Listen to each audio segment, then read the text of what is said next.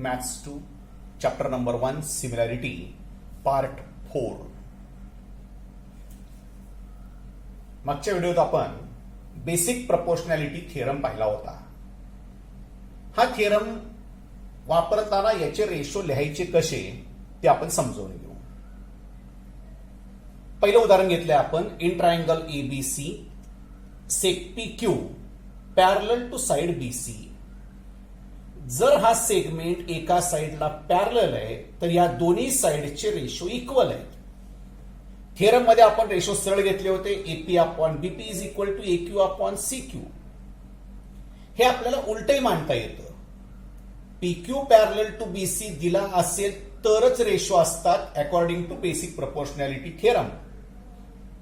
BP upon AP is equal to CQ upon AQ इथे दाखवलंय आपण. जसं आपल्याला AP upon BP is equal to AQ upon CQ मांडतं तसं उलटही मांडता येतं. BP upon AP is equal to CQ upon AQ. अगदी हा रेशो असाही मांडता येतो की एपी अपॉन एबी म्हणजे हा लहान सेगमेंट घेतला हा मोठा सेगमेंट घेतला एबी. जसं तुम्ही या साइडवर घेताल त्याचप्रमाणे पलीकडच्या साइडवरती घ्यायचं. अलीकडे जर एपी अपॉन एबी घेतला तर पलीकडे एक्यू अपॉन एसी असणार. त्याच्या उलट करता येतं. बीपी अपॉन एबी असेल तर सीक्यू अपॉन एसी लिहिता येतो. थोडक्यात हे रेशो अन्य प्रकारेही लिहिता येतात. मी तुम्हाला सॅम्पलला 4 रेशो करून दाखवले. नॉर्मली जाताना आपण याच पद्धतीने जाणार आहोत पण असेही रेशो मांडता येतात. ती उदाहरणं फक्त आपण या ठिकाणी एक्सप्लेन करतोय. दुसऱ्या उदाहरणामध्ये ट्रायंगल पी क्यू आर हा ट्रायंगल घेतलाय. एक्स वाय ही साइड पी आर ला पॅरलल आहे.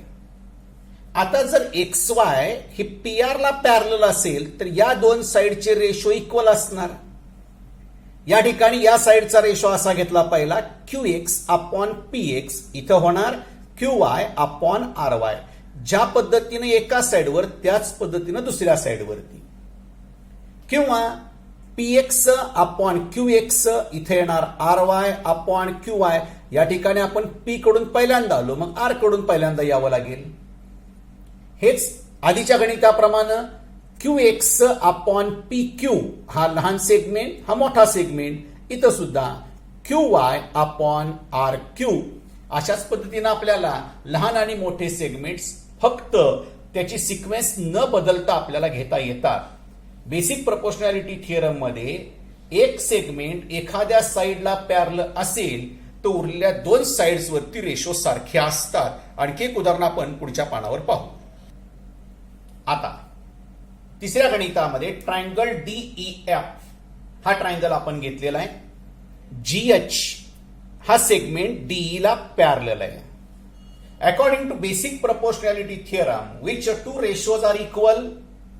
या ठिकाणी रेशो येतील DG upon F G is equal to EH upon F H. DG F G EH F H. हे उलटे मांडता येतं आपल्याला. F G upon DG is equal to F H upon EH. मागील दोन गणिताप्रमाणे एक सेगमेंट लहान एक सेगमेंट मोठा याही पद्धतीनं आपल्याला हे पुढे जाता येतं. आपण ते खाली दोन रेशो पाहिलेले. अशी एकूण 3 गणितं आपण पाहिली की ज्याच्यामध्ये बेसिक प्रपोर्शन थिअरम वापरायचा कसा ते आपल्याला माहित पाहिजे. उलटे सुलटे रेशो कसेही मांडता येतात. सिक्वेन्स फक्त त्याची चुकायची नाही. यानंतर आपण या थिअरमचा कॉन्व्हर्स पाहणार आहोत.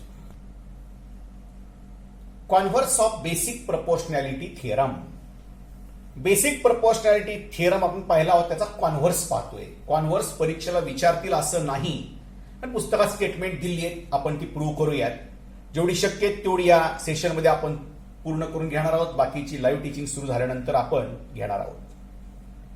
याचं statement. If a line divides any two sides of a triangle in the same ratio then the line is parallel to the third side. Theorem पाहिला होता आपण याचा. जर लाईन पॅरलल असेल तर रेशो इक्वल असतात. आता उलट जर रेशो इक्वल असतील तर लाईन पॅरलल असते. याचा उपयोग आपल्याला करायचा आहे. याचं जे प्रूफ आहे ते इनडायरेक्ट प्रूफ मध्ये जातं. इनडायरेक्ट प्रूफ कशाला म्हणायचं हा पार्ट आपण 9वी मध्ये पाहिलेला आहे. फिगर बघा. In triangle ABC P Q हे दोन इंटरसेक्टिंग पॉइंट्स आहेत, पी आणि क्यू, एबीचे आणि एसीचे, ज्या ठिकाणी लाईन एल ही इंटरसेक्ट करते. आपल्याला लाईन एल पी आणि क्यू मध्ये इंटरसेक्ट अशा रीतीनं करते की AP upon BP is equal to A Q upon C Q आहे. गिवन बघा. In triangle ABC, line L intersect to the sides AB and AC in the points P and Q such that AP upon BP is equal to AQ upon CQ. थोडक्यात हे दोन ratio आपल्याला equal दिलेले आहेत. आपल्याला line L ही BC ला parallel आहे हे प्रूव्ह करायचं आहे. To prove line L parallel to side BC. आता प्रूफ हे तर इनडायरेक्ट प्रूफ आहे. आपल्याला लाईन एल ही बीसी ला पॅरलल दाखवायला सांगितली आहे. आपण समजायचं की लाईन एल ही बीसी ला पॅरलल नाही, परंतु पॉइंट पी मधून जाणारी आणि एसी ला आर मध्ये इंटरसेक्ट करणारी आणखी एक लाईन काढायची, ज्या लाईनला नाव आपण एम दिलंय, ही मात्र बीसी ला पॅरलल आहे. बघा, इनडायरेक्ट प्रूफ मध्ये आपण कन्सिडर करतोय की लाईन एल पॅरलल नाही, पण लाईन एम मात्र पॅरलल आहे. Proof. Consider line L is not parallel to side BC, but line M which is passing through point P and intersect to side AC at R is parallel to side BC. Line M ही जर BC ला parallel आहे असं consider केलं तर according to basic proportionality theorem, if line is parallel ratios are equal. Line M ही BC ला parallel असं कन्सिडर केल्यावर अलीकडचा रेशो येणार एपी अपॉन बीपी आणि पलीकडचा रेशो येणार एआर अपॉन सीआर. तो आपण इथे या ठिकाणी मांडला. त्याला इक्वेशन नंबर आपण 1 दिलं. एल पॅरलल नाही पण एम पॅरलल आहे. जर एम पॅरलल आहे तर रेशो इक्वल आहे. But AP upon BP is equal to A Q upon C Q हे तर आपल्याला दिलेलं होतं. त्याला इक्वेशन नंबर 2. जर इक्वेशन 1 आणि 2 मध्ये बघा त्यांच्या एलएचएस सारखे आहे, याचा अर्थ आरएचएस सारखे असणार. AR upon CR is equal to A Q upon C Q. याच्यावरती करायचं आपल्याला कॉम्पोनेंटो, जे नवीन आपल्याला झालं होतं. AR plus CR upon CR is equal to A Q plus C Q upon C Q. या दोघांची जर बेरीज केली तर ती एसी येते. खाली सीआर तसाच राहिला छेदामध्ये. या दोघांची बेरीज एसी, हा सी क्यू तसाच. क्रॉस मल्टिप्लिकेशन करा.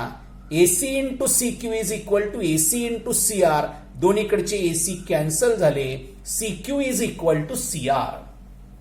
जरा पुन्हा फिगर मध्ये बघू आपण. C Q is equal to CR. याचा अर्थ आपल्याला जो रिझल्ट मिळाला तो असा मिळाला की सी पासून जेवढ्या अंतरावर क्यू आहे तेवढ्याच अंतरावर आर आहे. या ठिकाणी आपण लाईन एल पॅरलल नाही पण एम पॅरलल आहे असं कन्सिडर केलं होतं. पण जसं प्रूव्ह करत गेलो तसा रिझल्ट मिळाला की हे दोन्ही पॉइंट्स वेगळे नाहीत, कारण सी पासून एका ठराविक अंतरावरती असणारा एकमेव पॉइंट असू शकतो. थोडक्यात points Q and R are not different. जर Q आणि R हे दोन पॉइंट्स वेगळे नाही तर या दोन लाईन सुद्धा वेगळ्या नाहीत. म्हणजे जी लाईन L आहे तीच लाईन M आहे. त्यामुळे जर M पॅरलल आहे तर लाईन L सुद्धा BC ला पॅरलल आहे. हे इनडायरेक्ट प्रूफ होतं. परीक्षेला शक्यतो कॉन्व्हर्स विचारले जाणार नाहीत, पण आपल्याला याचं प्रूफ माहीत पाहिजे म्हणून आपण हे प्रूव्ह करून घेतलं. यापुढे आपण आता बेसिक प्रपोर्शनॅलिटी थेरमचा उपयोग करून ज्या दोन प्रॉपर्टी आपल्याला पुढे बघायच्या त्या पाहणार आहोत. एक आहे property of an angle bisector of triangle and property of 3 parallel lines and their transversals. Property of an angle bisector of a triangle. Statement. The bisector of an angle of triangle divide the side opposite to the angle in the ratio of remaining sides. याचा अर्थ angle bisector हा त्याच्या opposite साइडला उरलेल्या साईडच्या रेशोमध्ये divide करतो. आपण जरा फिगरमध्ये पाहू. ट्रायंगल ABC हा ट्रायंगल आहे. रे एडी हा अँगल ए चा बायसेक्टर आहे. अँगल ए ची अपोजिट साइड BC. बायसेक्टर मुळे या साइडचे दोन भाग झाले. एबीचे आणि एसीचे दोन भाग झालेले नाहीत. थोडक्यात अँगल बायसेक्टर मुळे अपोजिट साइडचे जे दोन भाग होतात त्यांचा रेशो आणि उरलेल्या साइडचा रेशो सारखा असतो हे आपल्याला प्रूव्ह करायचं आहे. या ठिकाणी given in triangle ABC the bisector of angle BAC intersect to side BC at point D. या ठिकाणी बायसेक्टर हा D मध्ये इंटरसेक्ट करतो. आता आपल्याला प्रूव्ह करायचे रिमेनिंग साइड्स आहेत AB आणि AC आणि या साइडचा रेशो आहे BD upon CD. AB upon AC is equal to BD upon CD हे आपल्याला प्रूव्ह करायचंय. या ठिकाणी कन्स्ट्रक्शन करतोय आपण. हा जो सेगमेंट AB दिसतोय हा आपण एक्सटेंड करतोय, वाढवायचा. कुठपर्यंत वाढवायचा? पॉइंट E पर्यंत. पॉइंट E कसा असेल? जर CE जोडला तर तो बरोबर AD ला पॅरलल आला पाहिजे.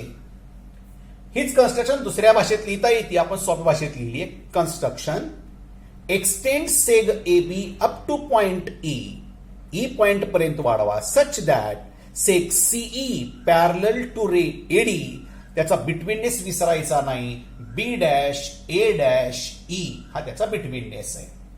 आता आपल्याला पुढच्या पानावरती याचं प्रूफ पाहायचं आहे. फिगर आपण या ठिकाणी पुन्हा काढलेली आहे. आपल्याला ABC या ट्रायंगल मध्ये AD हा बायसेक्टर दिलेला आहे. In figure the bisector of angle BAC intersect to side BC at point D which is given. जर हा बायसेक्टर आहे तर हे दोन अँगल्स हे कॉन्ग्रंट अँगल्स आहेत. आपल्याला angle BAD congruent to angle CAD ह्याला आपण इक्वेशन नंबर 1 दिलं.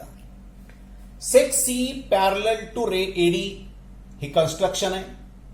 या कन्स्ट्रक्शन मुळे angle BAD congruent to angle AEC हा अँगल आणि हा अँगल हे करस्पॉन्डिंग अँगल्स आहेत.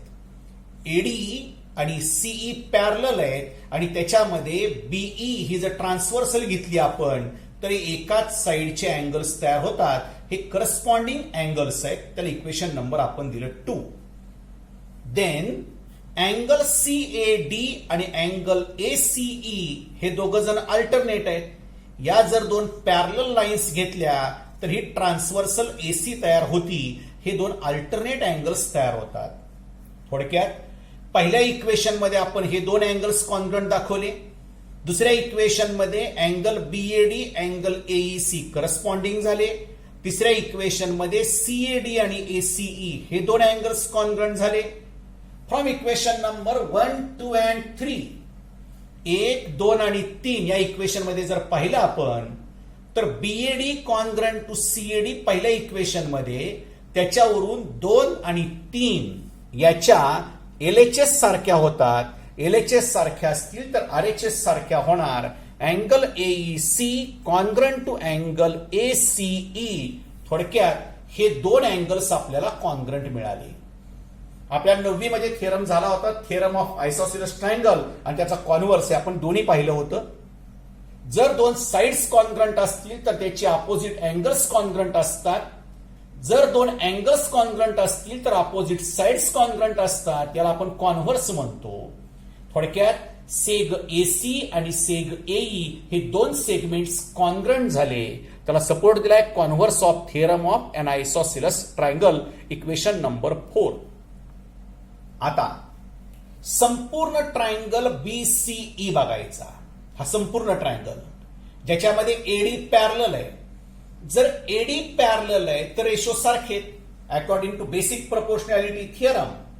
रेशो असे घेतले आपण AB अपॉन AE.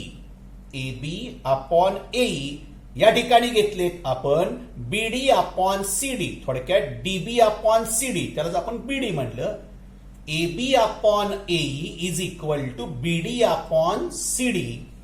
आता हा जो AE आहे त्याच्याऐवजी आपल्याला एसी मांडता येतो, कारण एई आणि एसी या ठिकाणी आपण कॉन्ग्रंट दाखवले. थोडक्यात AB upon AC is equal to BD upon CD, ह्याला दिला सपोर्ट फ्रॉम इक्वेशन नंबर 4. हे आपल्याला प्रूव्ह करायचं होतं. अँगल बायसेक्टरमुळं अपोजिट साइडचे दोन पार्ट जे होतात त्यांचा रेशो आणि रिमेनिंग साइडचा रेशो हा नेहमी सारखा असतो.